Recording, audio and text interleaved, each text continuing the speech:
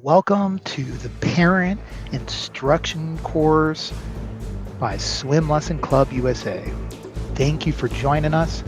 It is extremely important for you as a parent to be involved in the learn to swim process, to get your kids to swim faster than ever before, and to eliminate these drowning statistics that are just unnecessary. Enjoy this preview of our course.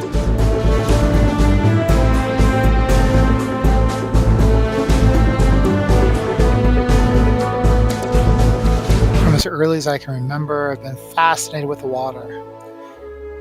Water and swimming. It's the most natural thing for us to do. Why can't you teach your own kids how to swim? That's what we're going to do here today. We're going to teach you how to teach your kids how to swim. Enjoy this moment together. Thanks for watching. We are teaching you, moms and dads, to be able to teach your kids to swim faster than ever before, teaching you to be as good or better than your swim instructor. That's what we're going to start today. Coming right up. Make the noise. Growl. Growl if there's Hey, catch a cloud. Where's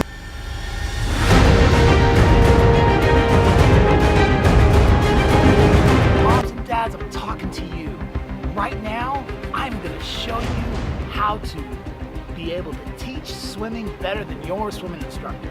Are your kids swimming? If your kids are not swimming and they're over the age of 2.5, they should really be starting to learn how to swim. Starting to be able to take breaths and make it steady progress and becoming very comfortable in the water.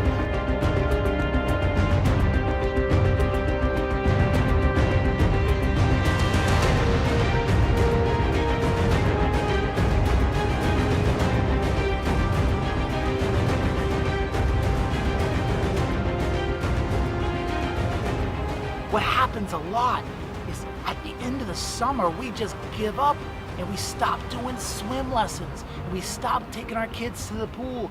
And then next year, you're going to have to start all over. And actually, it could be much harder for your cute kids to learn how to swim next year, because every year you get older, it gets harder to learn how to swim.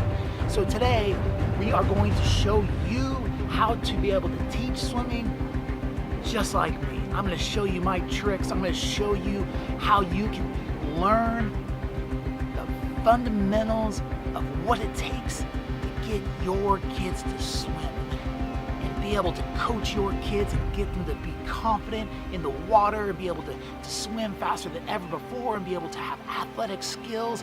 You moms and dads, I want to empower you to be able to learn how to be a coach to your own kids and be able to connect with your kids and be able to get them to do things they never thought they could do before and to be safe in the water.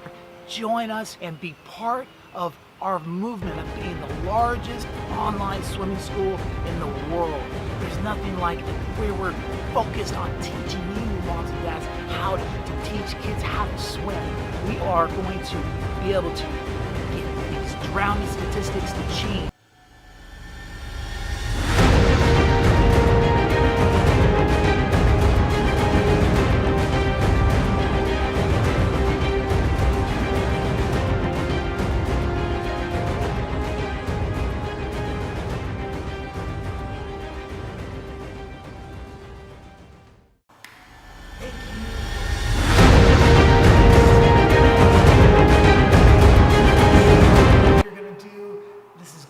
You're taking the first step to learn how to work with your kids in the water. You're learning how to get your kids comfortable with water on their face and going underwater and being able to get their bodies to float. This is great. Thank you for taking this step. Now, the first thing we want to do is you want to make sure that we're conditioning safe behavior. So you want to always make sure that whenever you are working around the water that you have steps that you take before you enter the water. Even if it's the inflatable pool, bathtub time, that the kids are going through a routine that's going to be conditioned to prevent them from getting themselves into dangerous situations. You want to make sure that when you're going to a pool that you have them wait at the gate before you even enter the deck area. 1, 2, 3 into the gate. When you get to the steps, you get them to sit down first. 1, 2, 3 into the steps. And then once they're on the steps, it's 1, 2, 3 off the steps, and always returning back to wherever you came. Even splash pads, have your kids sit down before they get into the water. Always do 3. You just want to have this almost ridiculous routine that you establish around the water. In bathtub, you don't get in without, 1, 2, 3. You want to make sure that kids are slowing down before they're going into any type of water environment. They're drawn to the water, and without there being any type of safety conditioning, it's likely that they can just be drawn to the point where they just jump in and put themselves in a very dangerous situation. So we want to make sure that we have a routine. We are going to work first on how to hold your kids in the water. You want to make sure that you're holding them underneath their arms. If you're doing this right, they're going to feel very light. They're going to float in your hands. You don't want to be holding them out of the water. You want them to be floating in your hands. So think about it from the perspective of that they should feel very light. Their legs should always be behind them. You can have them facing you or facing away. You can give them 5s while they're facing you. You want them to always be in a streamlined position with their legs behind them and your hands underneath their arms. And it's going to allow you to be able to work their arms and help to get that muscle memory for their arm movements. It's going to help you to get them to just get more comfortable with the buoyancy, taking one hand off and doing 5s. They're going to get used to the balance. It's going to be a lot of fun. So make sure you hold them underneath their arms. We're going to be doing a lot of ear dips. You want to get them comfortable with water on their face in different ways, with pouring 1, 2, 3 pours, and 1, 2, 3 pours, and pouring on the ears and on the back of the head before you go on the front of the head if they have anxiety, and then going into an ear dip, so you hold them underneath their arms again and put one ear in, one ear out, and you want to get them to be comfortable with their ear, their face on the water without actually going underwater. So make sure when you're doing this you're rotating them so that their head is out of the water, that you see both of their eyes. You want to do ear dips. You're going to see us doing a lot of gliding from always from a wall or from a safe area and returning back. So you have them stand in the safe area, and 1, 2, 3, and you go off the wall, turn around, always underneath your arms, and back to the wall. You want to make sure that you do some games where you're trying to trick them with the timing. So 1, 2, 5.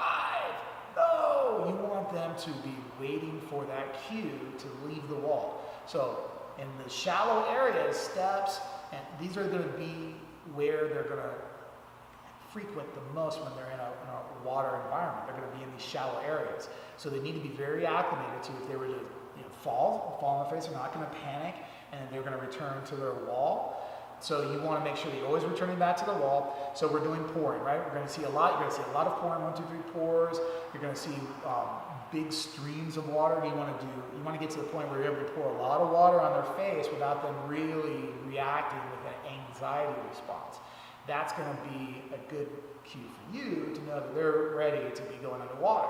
You're going to see us cueing to go underwater. Cueing is 2 types of cueing. We're going to do verbal cueing, 1, 2, 3, and we're going to do the unconscious cueing when we're doing lifting.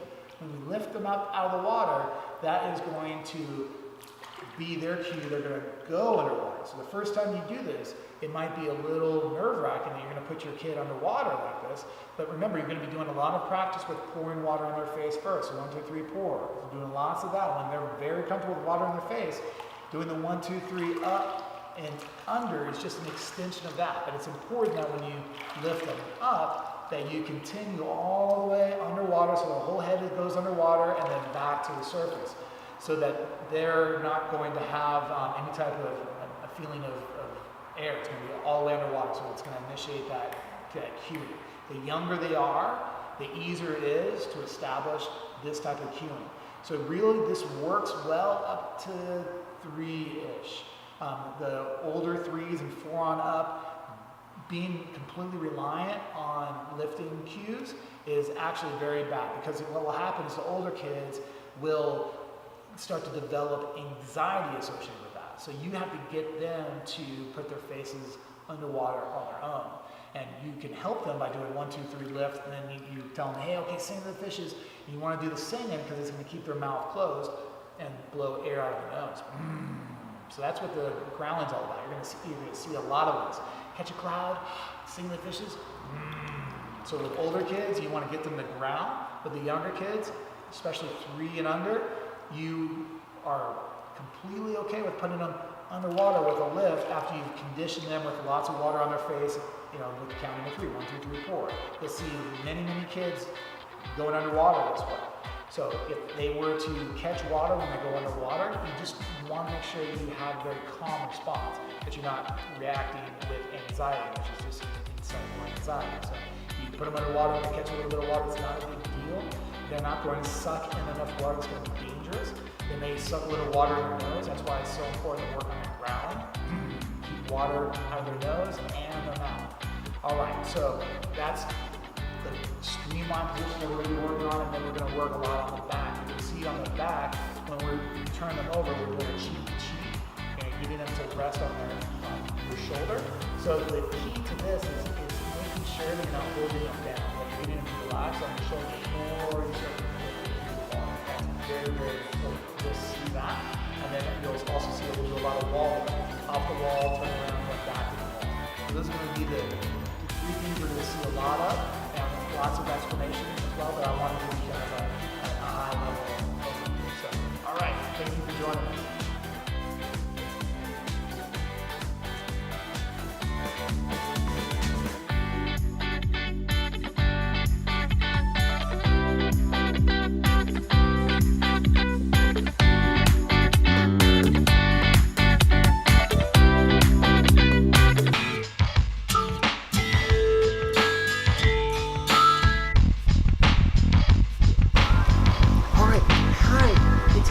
Thank you so much for helping me today. You've been so great. Now, you've met my friend Bella. Bella's learning to swim too. It's a different type of learning to swim. She's really getting comfortable in the water. You're getting comfortable, right? So, yeah. So, it's really important to know how to hold babies in the water. So the way you do is you hold them underneath their arms. Can you try it? Underneath their arms. There you go. And then turn it around to me. I'll say 1, 2, and pass it back to me. 3.